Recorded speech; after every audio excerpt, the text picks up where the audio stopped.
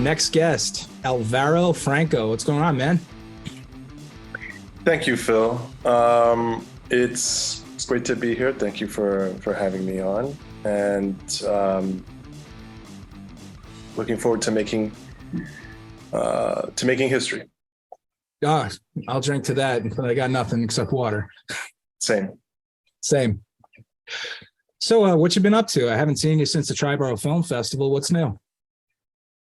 What's new is a life change in terms of moving eastward, you could say, from my humble part of the Bronx to east of Forest Hills, technically Jamaica. And then just getting accustomed to that. It's a kind of different lifestyle, and always remembering to be creative once in a while, meet new people, go outside when time allows, and try to, if not generate new ideas, then hook up the creative juice to continue the old idea and the current ideas. So it's a maelstrom. It's a maelstrom of things. But now I think we're over the hump, and it's a matter of prioritizing upkeep. As some of the viewers may know, I did make this transition fairly recently. So there's still some upkeep to be attended to, but in the meantime, there's also deadlines, and they don't take a break for life, unfortunately, as much as I wish they would. So I completed 2 deadlines with the current screenplay that I'm writing, and now I'm just trying to find more time to dedicate towards that, and hopefully reconnect with some film peers, and then see what we could do with future festivals and cycles. Well, how long do you think it's been since you made your first film? My first narrative film was After the Equinox, which played, as we both know, at the inaugural Triborough Film Festival. That was made during the pandemic and was cut and submitted to various venues in early 2021. So yeah, it's a little like approximately 2 years since that effort was completed.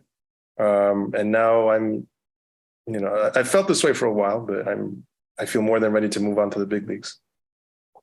Not for nothing, man. It didn't look like your filmmaking was only 2 years of experience. It looked like you've been doing this for a minute. What were you doing before filmmaking?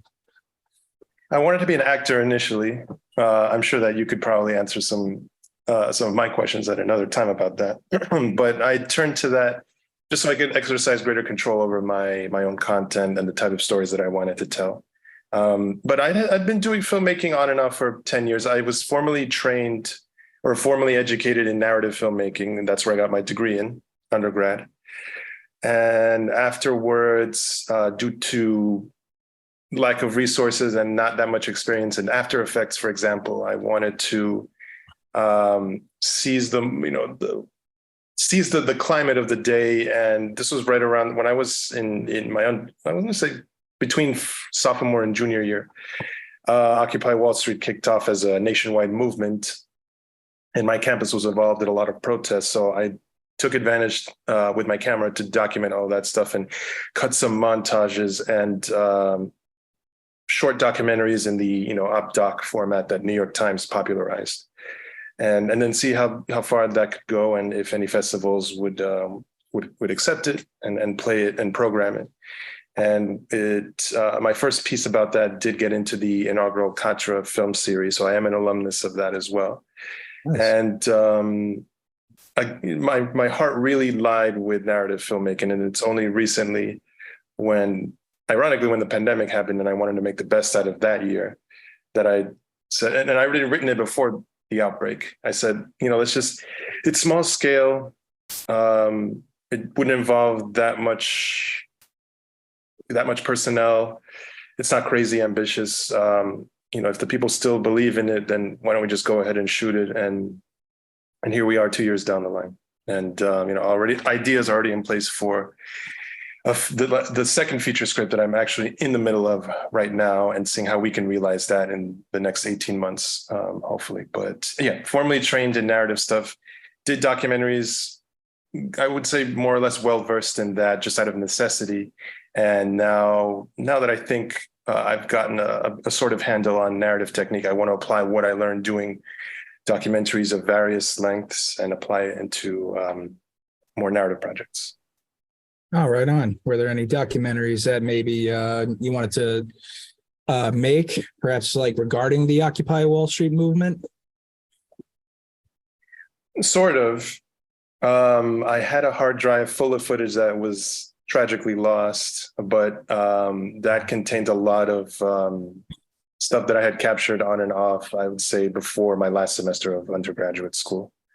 And I always thought that it would have been cool to do something without the talking head format or narration, but just let it exist as it is, and then see what the audience's reaction would be, and how they responded to it. Which I did with a shorter piece, but it was for a whole different event. That was for a protest outside of then Governor Cuomo's office that actually did get a programming into an online festival, but it would have been cool to do that earlier with the aforementioned footage from my college years. That was full of great stuff. Marching over the Brooklyn Bridge, heading into Brooklyn, seeing stuff that wasn't related specifically to Occupy, but it took place around the same time and had more to do with the I think arrests and detainment of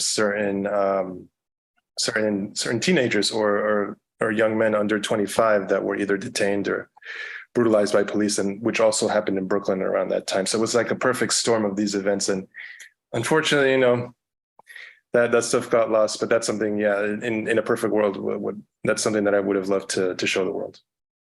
There's always that other camera guy you might meet one day. Yeah, if you know where he is, let me know so I can find him and maybe contract him. Shout out to the camera guy from 10 years ago. Hit us up. But you mentioned now, like, moving on to a couple other feature films. So you completed one, and now you're in the middle or on the back end of completing the second one? Scripts only, scripts. The first one I wrote a couple of years back. I'd been thinking about it for a year or two, but it didn't get fully written out until 2018. And the feedback on that was between ambivalent and positive.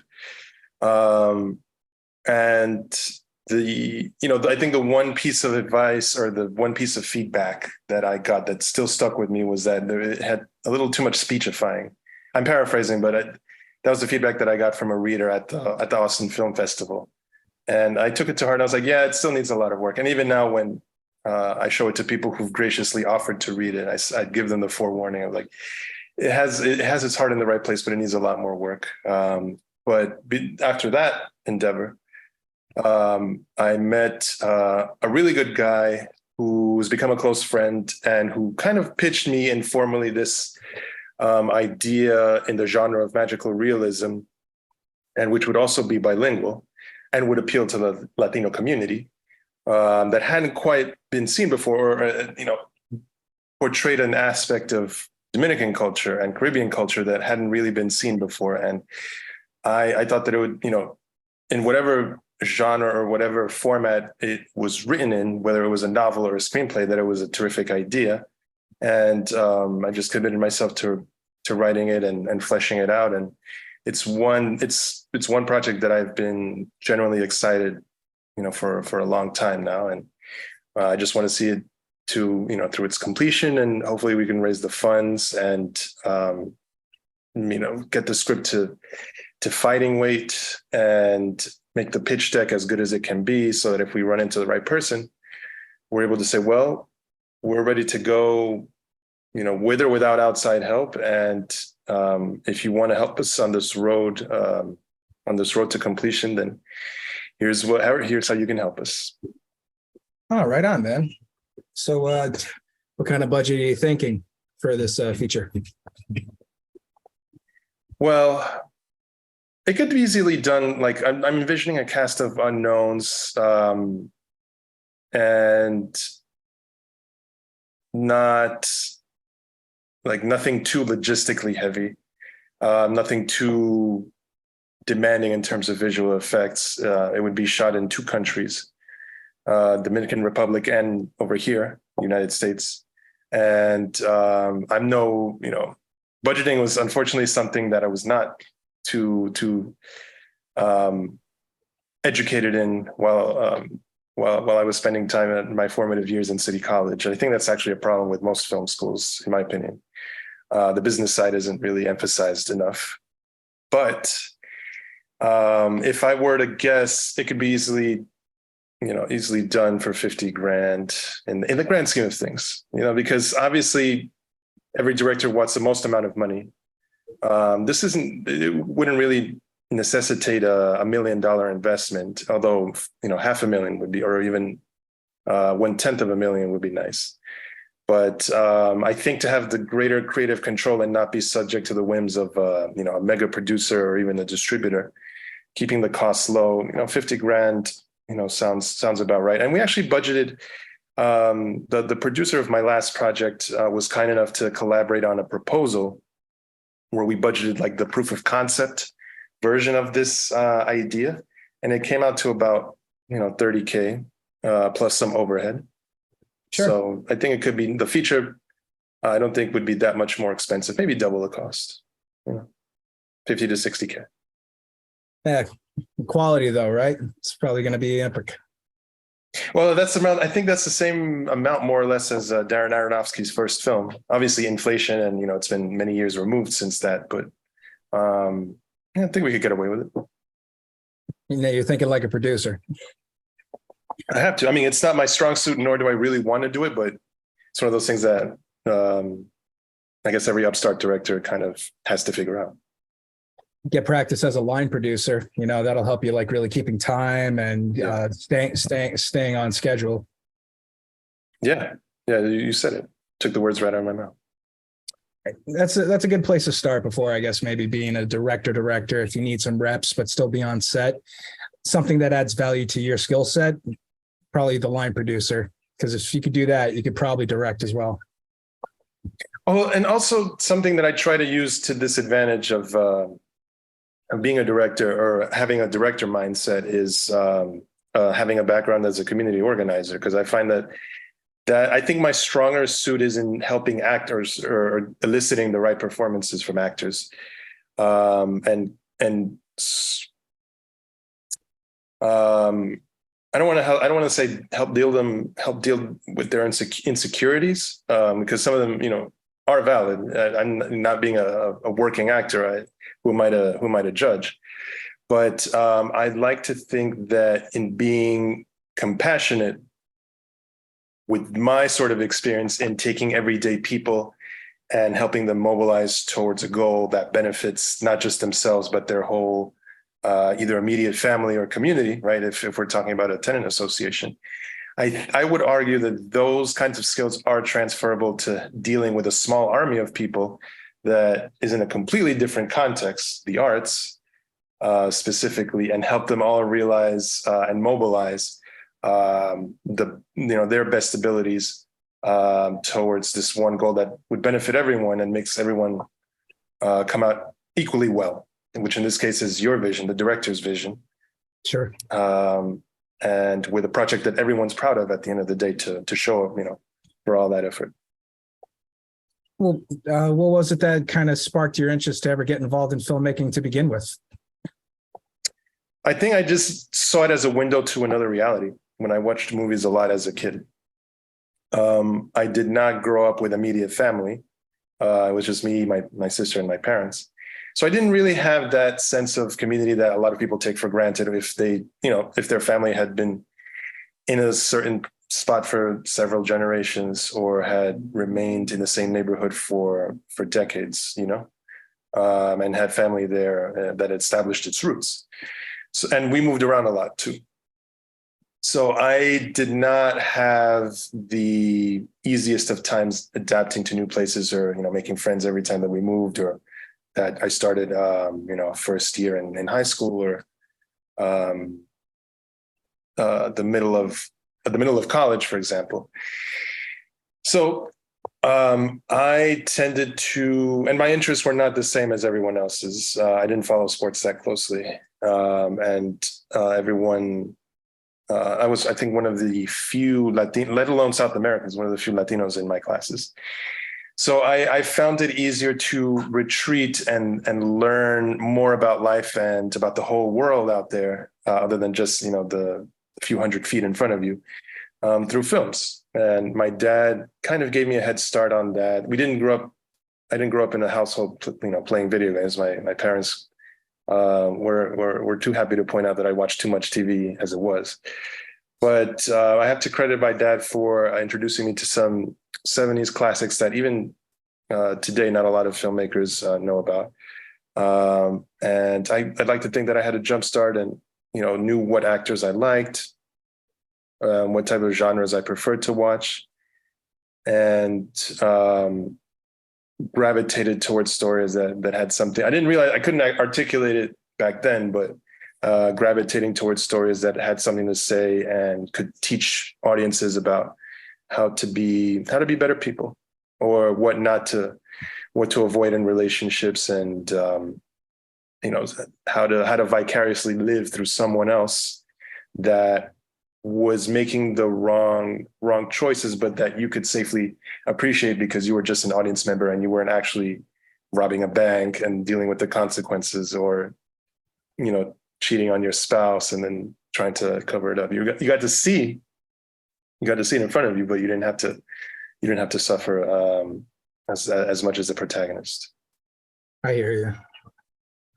So, well, when you were more or less trying to become an actor, what kind of progress, or did you kind of find that was just too challenging, or you just didn't really get the work that you wanted to actually see yourself doing, so you decided to maybe go in a different direction? I abandoned it pretty early on. I got rejected from the acting program at LaGuardia High School, which was my ideal high school to attend.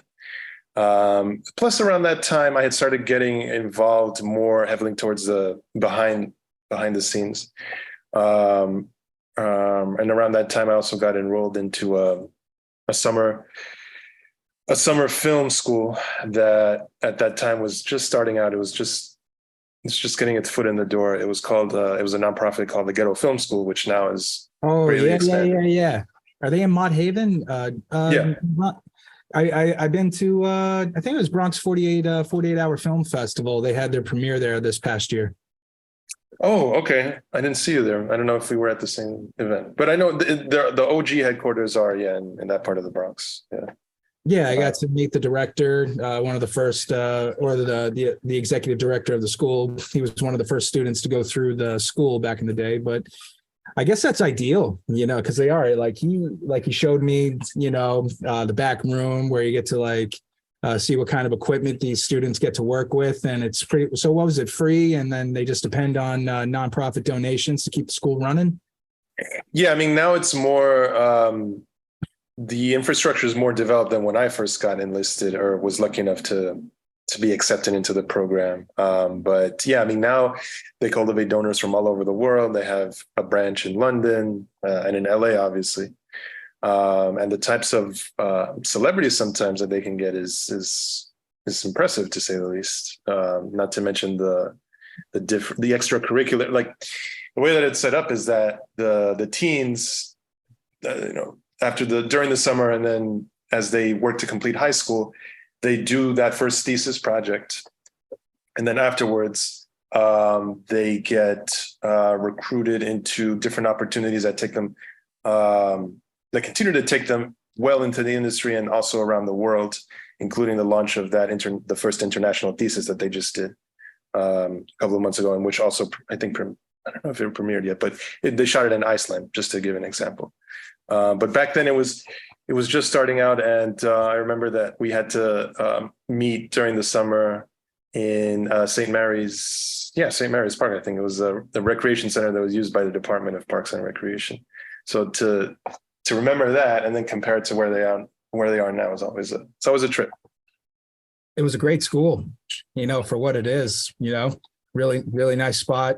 I really want to find out if those films are available somewhere to actually just watch the ghetto, the Ghetto School Film channel of all the work that comes through that space. Yeah, I think they do have their own YouTube channel. I don't know. I think if you want to go way back to pre 2010, those archives. Yeah, I think those are the hidden deep posters in within the hallway. storage. Yeah, those are the posters on the hallway. They look pretty good. Oh yeah, I remember seeing some of them too. I was like, I didn't know they had posters commissioned. Wow. Those are the books I judge by the cover. It's if the movie poster's good, I got to see it. Yeah, the importance of a good. Yeah. Yeah. Au contraire to literacy, you got to have a really good cover. Yeah, got to catch the eye. It has to. Yeah, I mean, I think they have those, hidden away somewhere, somewhere deep in the closet at the South Bronx office. But I think after 2010 or 2012 or so, those might be uploaded on the official YouTube channel. So if you're curious, you can always go digging back into those digital archives anytime you want. Forgot if it was Matt, but the executive director, he's around our age. I have his email somewhere, and I'll try and reach out to him and see what kind of trailers or videos are available on their page. Oh yeah, it's good stuff, and also there's a lot of promos and 30-second, and even I think 30-second is the shortest spots that they have. So it's everything for every attention span. Yeah, and then mine's very short. Mine's is very long. Well, depends on the project, but we balance each other out, I guess. You're a narrative director. It ought to be. Yeah. So these stories, though, now there's two. What's the difference between the two? Just different storylines, different genres? Yes, different genres entirely, and hopefully different languages too. Because I've been meaning to film something in the native tongue of both sides of my family, which is Spanish, but could never really come up with an idea where that aspect wasn't forced. And lo and behold, when my friend and the original story creator, the one that came up with the idea for this thing, pitched it to me, I was like, okay, yeah, obviously this is going to be a bilingual project. And one extra reason why I want to see it desperately made and out there in the marketplace for audiences to consume. Is it too much to ask for a synopsis on what it's a little bit about? I'll give you an elevator pitch. Okay. Basically, the long line is this. There's this paralegal, right? About my age, maybe a few years younger. He goes on a bad date. But instead of moving on from it, he becomes so convinced that it wasn't an actual date. It was more of an encounter with an Afro-Dominican goddess that manifested itself in the form of this girl that he feels was teaching him a lesson. And the lesson is that he not only needs to better himself, but he needs to get back in touch with his roots. And in order to do that, he needs to become a practitioner of Dominican voodoo, known as the 21 divisions. And by doing so, he'll be able to not just better himself, but also win over the goddess who is contacting him to criticize him in a sense. But in the community, you're not supposed to do that unless you really know what you're doing, or you live among community members that have been doing that since you were born. So naturally, all sorts of hijinks ensue, including a trip to his homeland in the Dominican Republic and a controversial project that's happening there with some real estate developers. So all of which is to say, naturally, these kinds of hijinks ensue, and he may or may not survive to see the ending of that tale. So that's going to be for the audiences to enjoy once we get the ball up and rolling. So it's a comedy. It starts out as a comedy. But then it gets real? Yeah. Yeah, we have a few tricks up our sleeve that we're not willing to give away just yet, but we definitely want to take the audience for a ride, and almost like we want to seduce them, but then make them, realize that no, they're actually in for a completely different kind of ride, and they're going to enjoy it and hopefully learn something at the end of the day. Have you done a read through of it yet? I'd love to. No, I'd love to. it's not even though this is being developed as a feature, it's not quite feature length yet. It's more of I wrote it as a scriptment, so to speak. Yeah, But I get it. even if it's just the first 30 pages, which I think would make it for a good proof of concept, even that I would love to feature in a read through somewhere. Why not? How long do you want it to be? It doesn't need to be more than an hour, honestly. Yeah, because if we're just doing it as a test run, as a proof of concept, that's more length.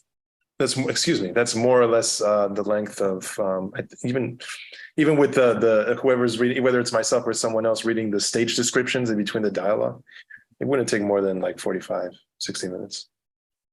Did you see it like maybe as you say proof of concept? Step back. I hate that word because that's just me.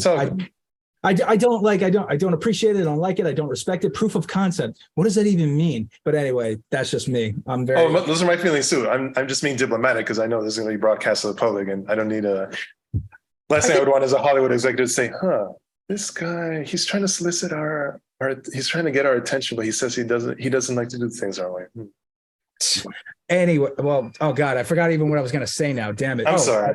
No, I was curious, like, to the show. You don't have to tell me the name. I'm sure if it's a working title, but did you want to have it be more of like a pilot to a series, or is it like just a short story, short feature length story in and of itself? That it is what it is. Feature length, yeah, it is what it is. 90 minutes, ideally, or 90 to 100 minutes. But if we had to do a chapter one or an act one version of it, it would probably be less than that. I want to say 15 to 20 minutes.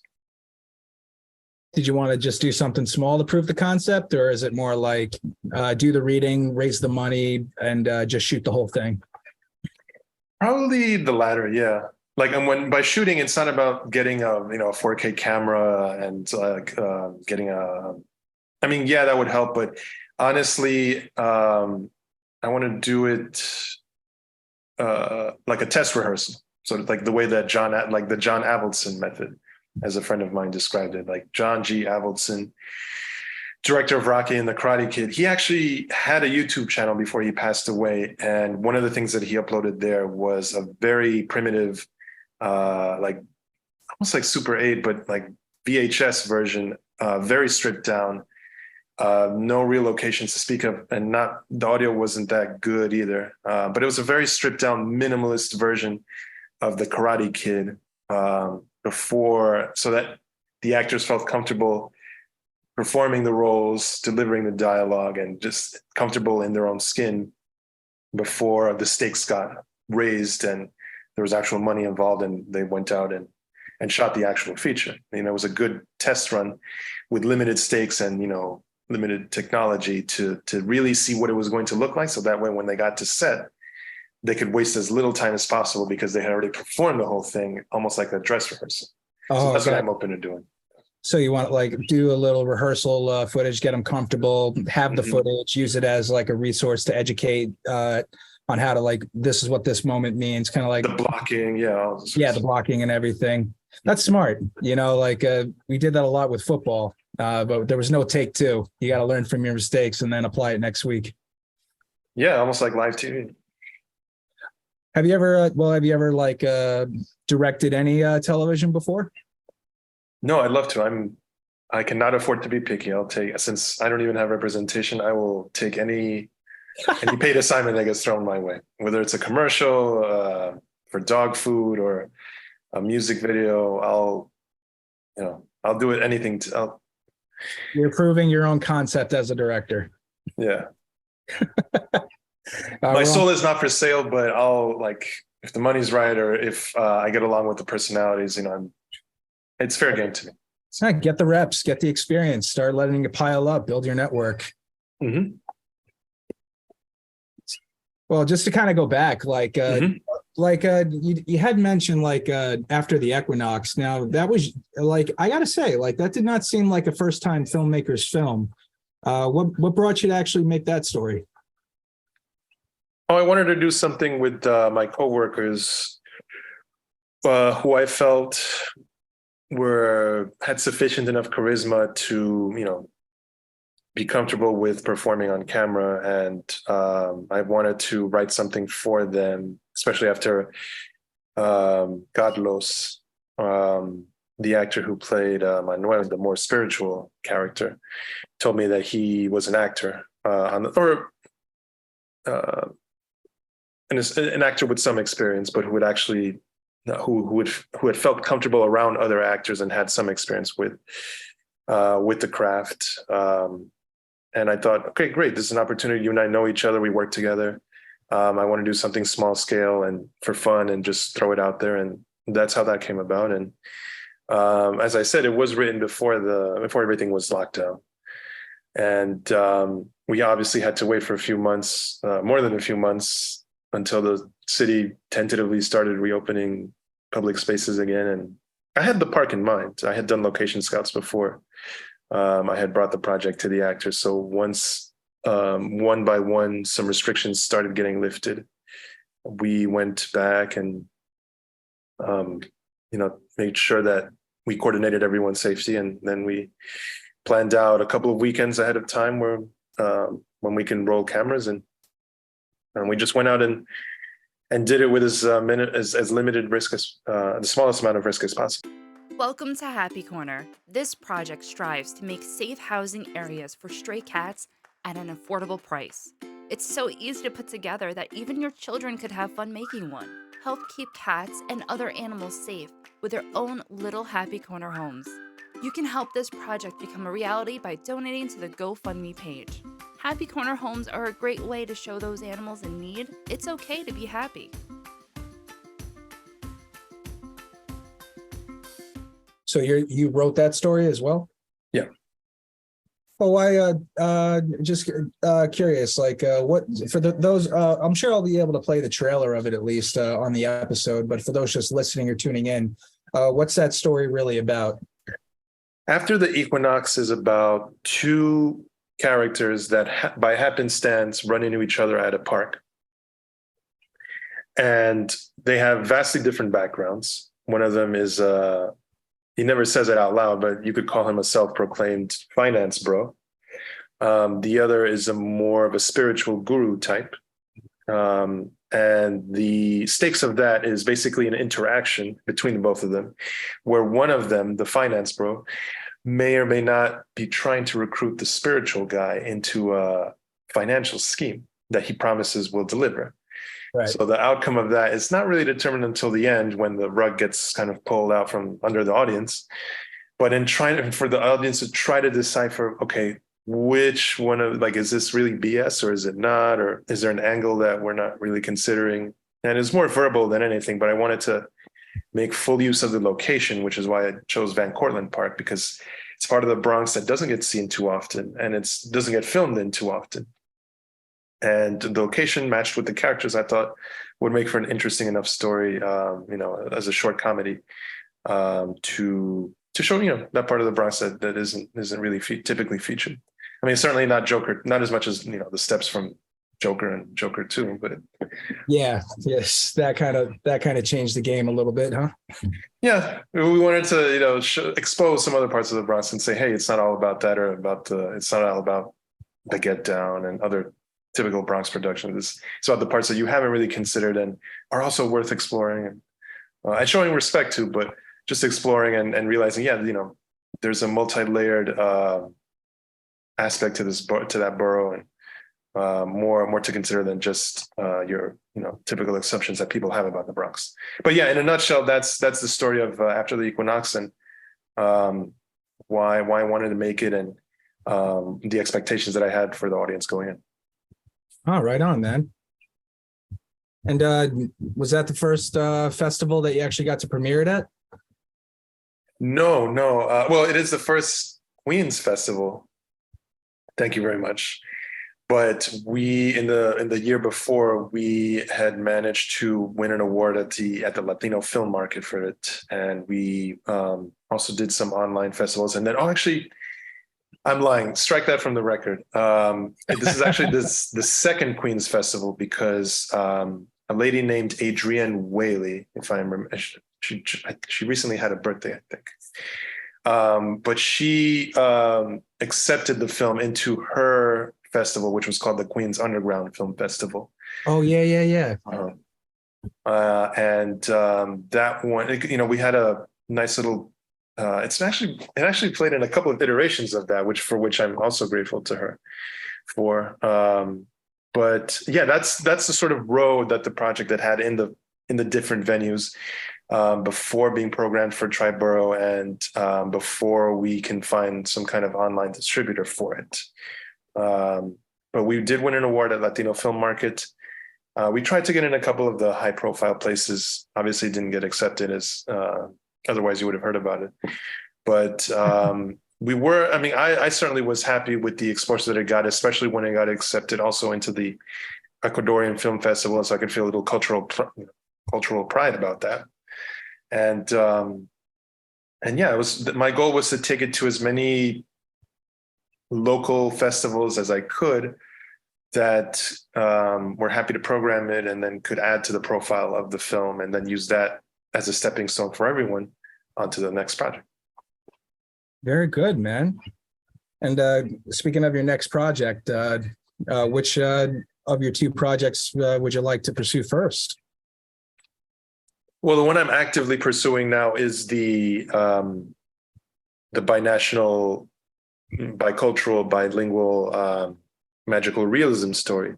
But the other one is just on the back burner. The other one is more of a student activist piece because it how can I put it? It fits into that theme of that I like to talk about, which is the need for bringing back a counterculture. I envision it as something that could have easily fit into the late 60s, early 70s cinema here, American cinema, at around the same time that Easy Rider and Robert Altman's films like Easy Rider. You know, he didn't do Easy Rider, but in that same time period, he did MASH and The Long Goodbye and McCabe and Mrs. Miller.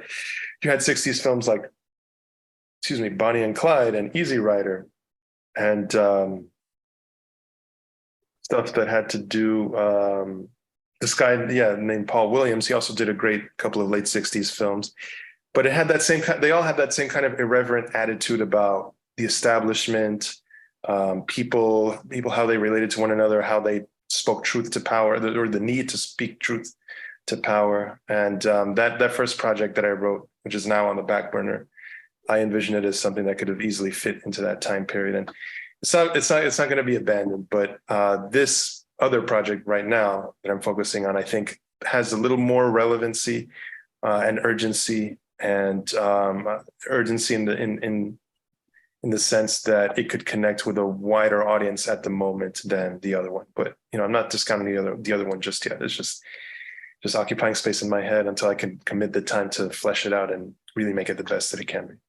Is it because more or less it's a period piece, or just the subject matter doesn't seem relevant to now?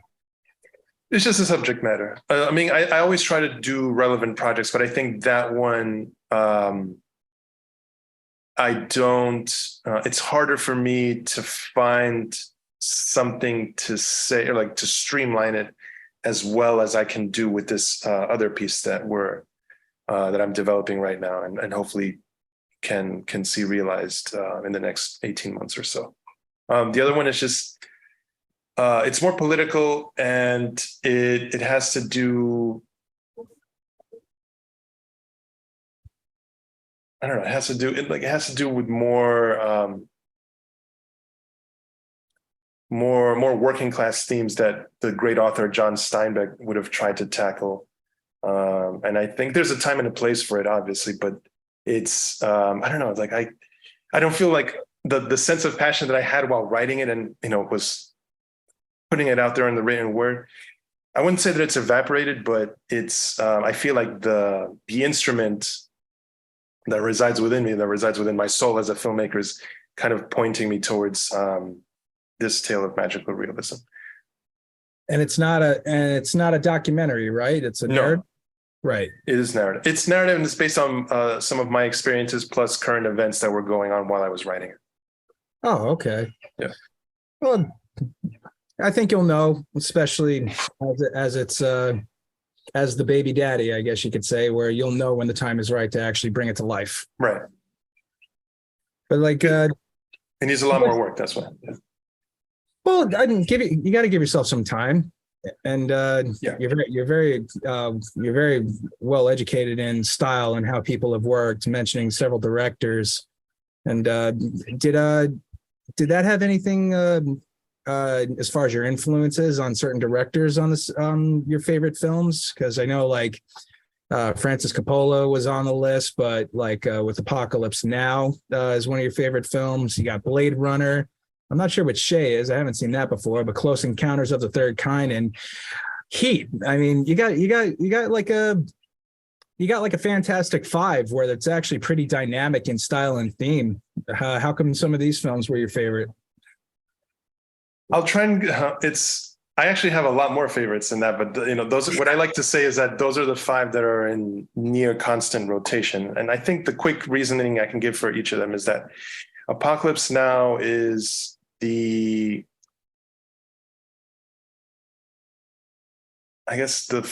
one Coppola film that I've seen that I keep coming back to, because it's not just about the Vietnam War. If it was just about the Vietnam War, it would have been forgotten about and not as widely lauded as it is to this day. So I admire it for that and love it for that more than anything else. Blade Runner was the first film that I had seen in widescreen. Oh, okay. Close Encounters was, I think, maybe the third Spielberg film that I had seen, but it's out of all my top five choices, I'd say it's the warmest because the others are pretty dark for one reason or another. But that one's the warmest, and I don't know. I think the family dynamics in that film are unforgettable, and it's not a typical science fiction film at all. It's very it messes around with the audience's expectations until the very end. Che, the Soderbergh film where Benicio del Toro acted as Che, was the film that really galvanized me to learn more about his life and influenced the sense of direction as a human being and as someone who has family in South America, to examine and investigate and learn more about the history of that continent from the 20th century.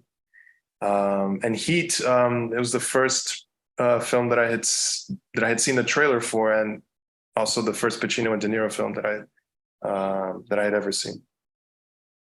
That's the same actor from Sicario, Del Toro? Yeah. Okay, because I've seen the trailer for Shay then, but I have not seen the movie. It's an acquired taste. I think it's probably the most avant-garde of the top five choices that you know about, but it really struck a chord in me. And I thought that the second half, it was filmed as two parts, and they're each 2 hours long combined. They make 4.5 hours, but the second half, especially as someone who has visited Ecuador a lot, it really struck a chord with how well the filmmakers captured that sense of life in the countryside, even back then, in the time period of the story, which is the 60s before Che Guevara was killed, and how difficult it could be for people that envision a better way of life fail or have difficulty communicating that to the peasants and the everyday people who are either brainwashed or are so beaten down by life that they as much as they can appreciate revolutionary ideals, if the opposition, or the ops as today's kids say it, come to them to bribe them or say, if you feed us information, we'll feed you, and they automatically they drop a dime on the revolutionaries that are trying to help them. So that sort of dynamic on the ground was something that I really appreciated, especially as someone who has lineage from South America. So it's still a film that I go around and recommend it. It's my favorite Soderbergh film, my favorite, or one of my favorite Del Toro films. But it is an acquired taste, and it's something that I think could not really be duplicated in film now, and it would probably be relegated to streaming. But when it came out, it was just at that perfect time between the rise of digital, the rise of streaming platforms, and just around the time that the usual way of releasing films in theaters was still, still had a hold, but it was still kind of shaky, and the industry was leaning towards experimenting with different distribution methods, like streaming or video on demand versus theatrical, same day or different months.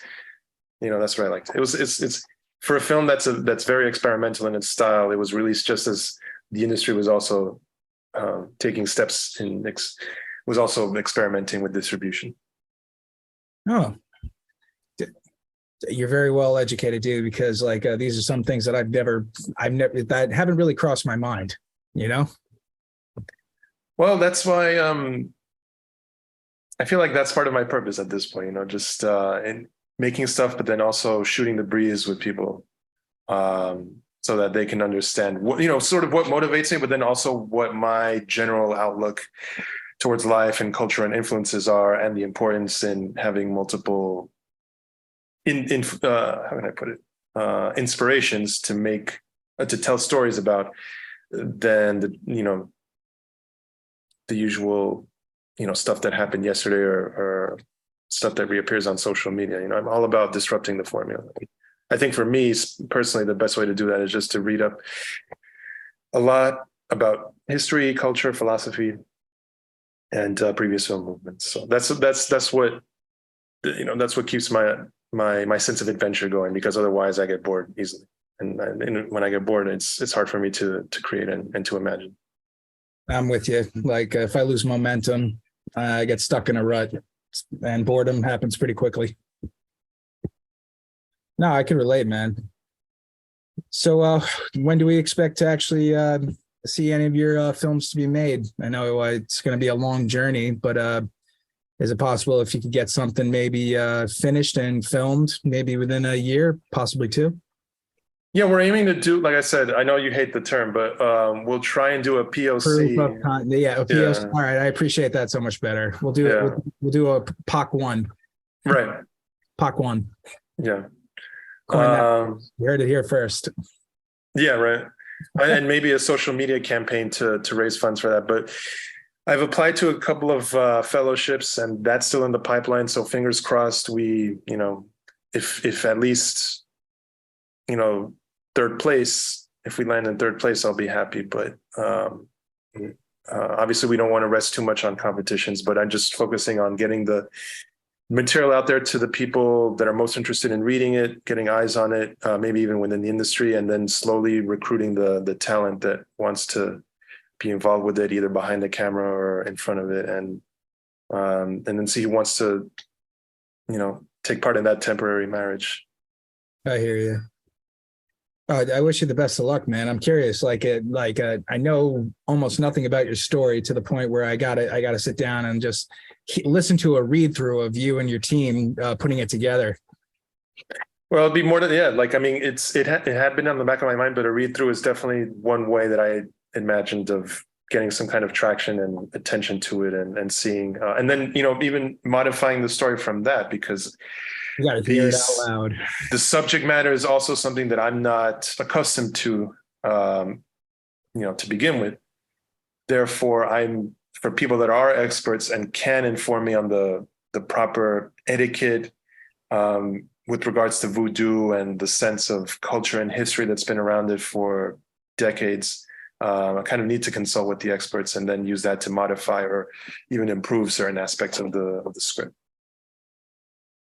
Well, we got almost 900 people in the Astoria Filmmakers Club, and a lot of them are actors. I'm sure you might find the right ones to at least get the sound out.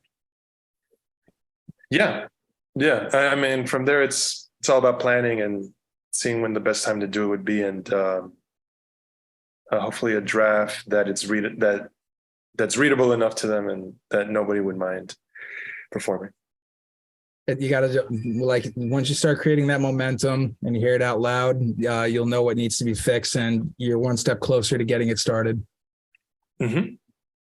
And, that's all we want to do. I mean, I think not just me, but in general, I think that's what filmmakers aspire to at the end of the day, is just to have a project that everyone's proud of.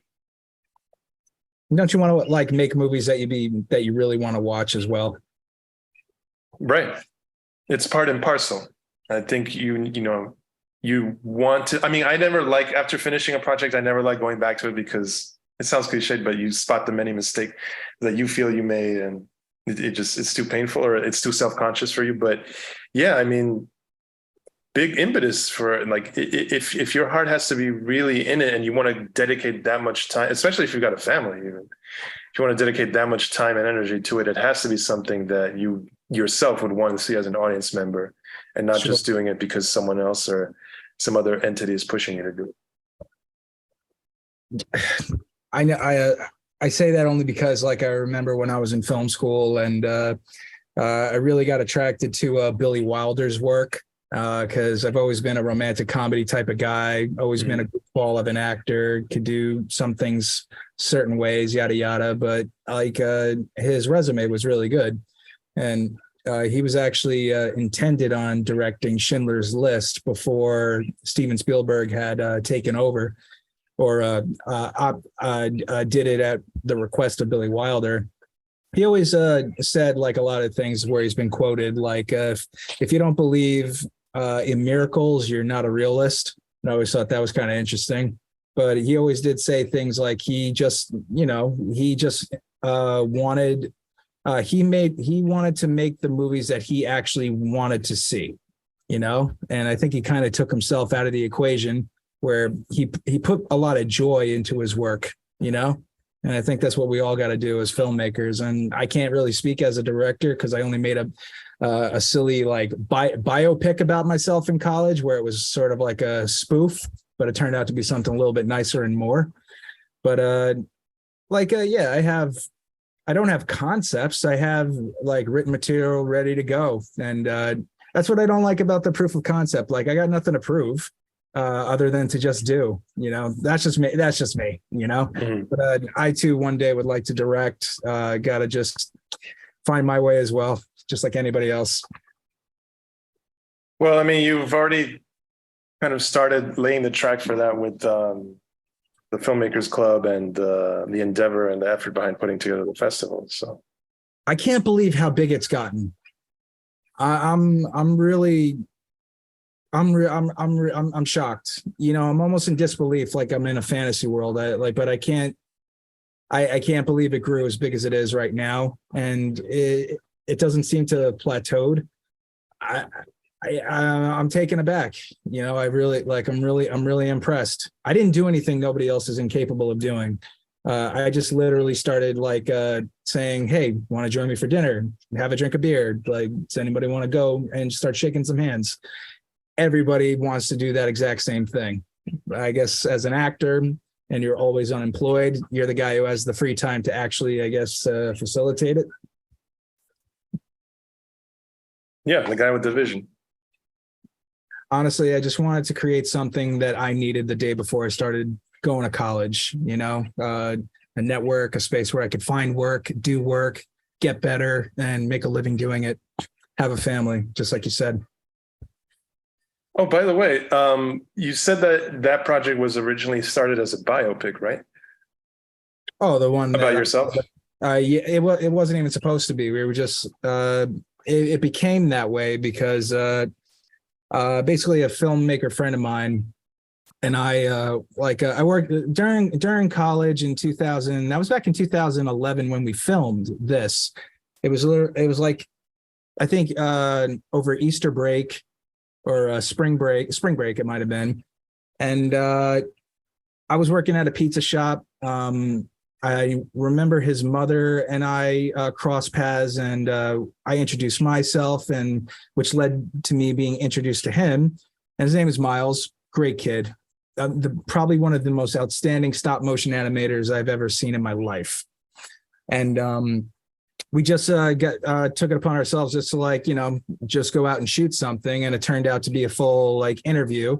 And when we actually had sort of like an inciting incident where my neighbor was actually dying across the street and I didn't know it at the time, then all of a sudden we built a story around that, like a little backstory about me, the person, and the neighbor living across the street.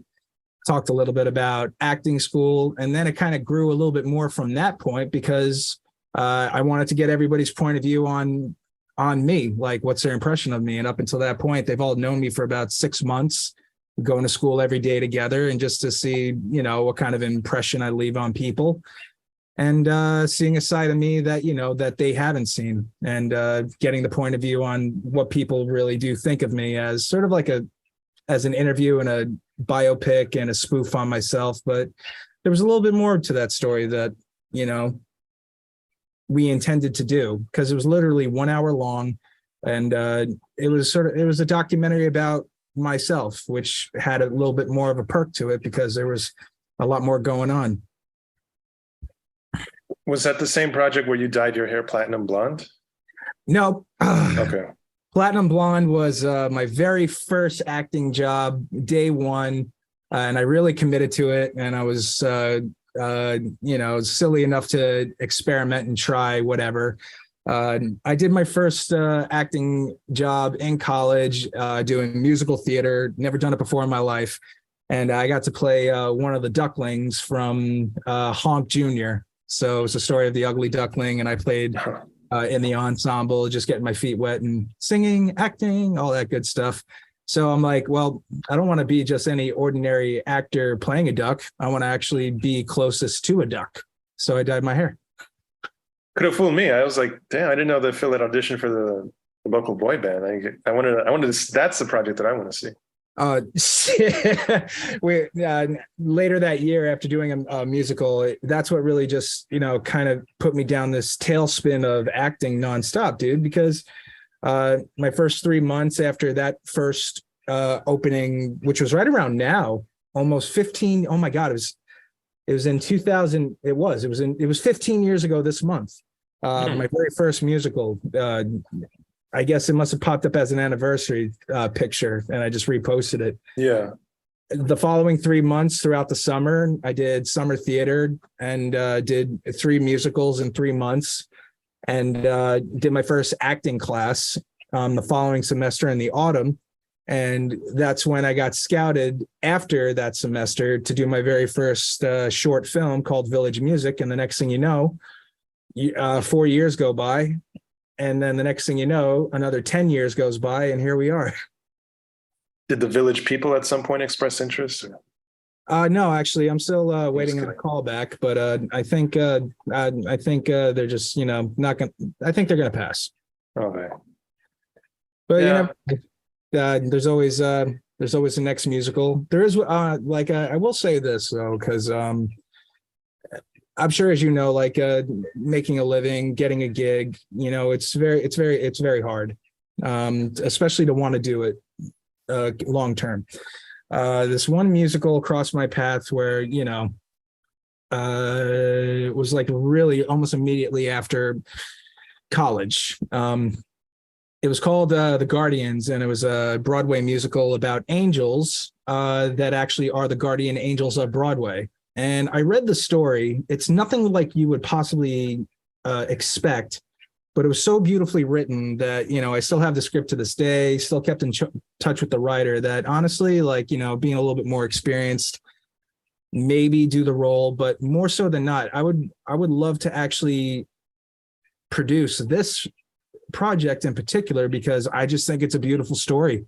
Regardless if I acted in it or not, sang in it or not, this is a story that I think deserves to be told, and it's so fun. It was like I've read a bunch of scripts since then and before then, but this one stood out so much, where this is a story that should be told, because it really is about a story about, you know, certain actors on Broadway that just, you know, didn't really ever get the real opportunity. They've always been passed on, but at one point, they do get picked, and it's a story about it's a story about actually having faith, no matter what, that your time will come. And I think, like, that's why I think this story is almost timeless, because it can appeal and appear appealing to everybody who's in this industry, because it really is only a matter of time. But you got to be prepared for it, and you do got to have faith, and you got to have fun, and you got to love it. Yeah, you really do. But, well, I don't know, to the AFC, if it's a tool that could actually have any of this stuff come to fruition, I'll make it. And at least I'll try to. Mm-hmm. Yeah. And who knows, I might even consider acting at some point later on either. They'll probably pull you in because they need a guy because some guy dropped out and you just happen to be there and just like, oh, I acted this one time and watch, you steal the show. Yeah, yeah. And then hopefully get a reputation for stealing the movie from the expected leads. I'm getting ahead of myself, but yeah, I mean, it would have been a props to you for finding the motivation and keeping the momentum and continuing to do that in addition to developing these different endeavors and then interacting and posting constantly. I'm Billy Wilder. I want to help make movies that I do want to watch. I want to see some really good stuff. Like, did you get to see most of the movies during the Triborough? Just for that one night, unfortunately. Yeah, I watched. But you told me a couple of your favorites.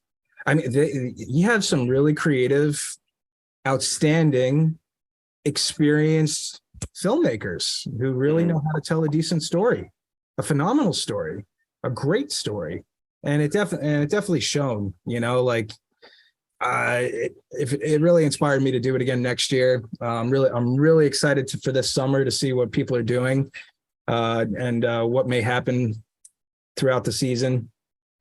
But I mean, like I said, like Alvaro, if there's anything we could do to help assist you achieving your next goals, the next step, we're here for you, man. Well, yeah, that's always appreciated. My point of view is that I hope that, you know, whatever's submitted is worthy enough of the attention and also represents something that I'd like to see if it was up there and I was a paying audience member. So. Oh, no problem. So yeah, nobody gets to the Triborough except through me. But no, I think I honestly, I do. I think you do have a lot of talent. I think you are very wise. I really do. You got a lot of style. You're practically an encyclopedia where you could explain yourself in a way that other real experts could understand and execute their execute any order given to them through your ability to delegate. I sense it with you, and I know you're going to do a great job. Well, it just comes with the territory, and from, like I said, the background in community and then cultural or filmmaking is community organizing. I think some of my previous coworkers might not like hearing it, but it's like community organizing, but no, community organizing is like filmmaking, but with none of the creativity. Just all of the drama and none of the creativity. So. Yeah, I hear that, man. Mm-hmm. And I guess before we wrap things up, I usually like to end every episode with sort of like something along the lines of the right words at the right time. And it goes back to this book called The Right Words at the Right Time. During my early days of acting, while either backstage or in rehearsal, waiting my turn, I would often read on set. And I was always curious about this one book, and it was a collection of like short stories and essays about celebrities and the right words at the right time. I believe it was Marcy Thompson. I can never remember her name, but I just love the book. Anyway, my curiosity was like, was there anything that kind of like was told to you that sustained you up to this point that might have been the right words at the right time? Or do you have any words for those pursuing the same goals you have? That's a good question. I can't think of a specific phrase that someone told me that were the right words at the right time. Maybe I do. It's like reflection is something that I keep trying to improve so that I could have a ready-made list of inspirational quotes. But I will tell people that are aspiring to, you know, that are aspiring storytellers, no matter, you know, what their background is, to take their inner voice seriously and make sure that if they really want to make a dent in the world, find what it is that you want to say that hasn't been also said before, either before you or like what makes, usually what'll make you stand out is what'll make your work stand out. So find something, tell the stories that you want to see, but also haven't been shown before, and then have fun with that and play around with it. And I guarantee you that in the process, you know, you are going to be frustrated, and not every, you know, people who profess support in helping you to do that may drop out at the last minute or flake on you, but it'll keep you hungry and motivated enough to realize that, you know, you also have to depend on yourself and learn to be comfortable in your own company, so that way your life experiences can inform what you're trying to make. And it's not just the same old formula that we've seen countless times before, and keeps getting repurposed to make audiences more pacified. So that, you know, it's both. That would be my suggestion, but also a challenge to people that want to pursue the same area of work, or the same type of talent, because it is demanding. And, you know, you're going to, life is not a TikTok video, you know, before, you know, the 30 seconds that are edited together to make it seem like a greatest hits reel. There was like minutes or hours of frustration. So just, you know, be prepared for that, and get some life experiences. And I guarantee you, like, the things that you pursue in addition to film will enrich what you have to say, and will not, will impress audiences. That's how I could say. And take my word for it, because you can walk around at the end of the day and say, I did this. Yeah, I'm a filmmaker, but I also did this. And I know that not a lot of other people have done that. So that's what makes me different. Very wise words. No, man. No, dude, you're awesome. Thank you so much for coming on the show, man. Thank you. I can't express my appreciation enough. Thank you. Thank you for having. And I definitely hope that my veneer of respectability makes it seem like I was more prepared than I actually was. You did great, man. And if anybody wants to actually follow up with you, see your next film, what's the best way to find you? My LinkedIn and my Facebook have my government name, Alvaro G. Franco, or just Alvaro Franco. But people can also find me on Instagram with the handle secular, or @secular_chamaco.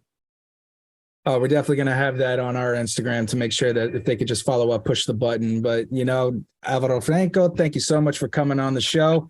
I hope to have you back on the show again sometime. And always remember to never forget community, creativity, and joy. Great 3 principles. Those are great 3 principles. And no, I'm definitely thankful to you, and then the others who have enjoyed my work, and it was a pleasure. Ciao for now. Only for today.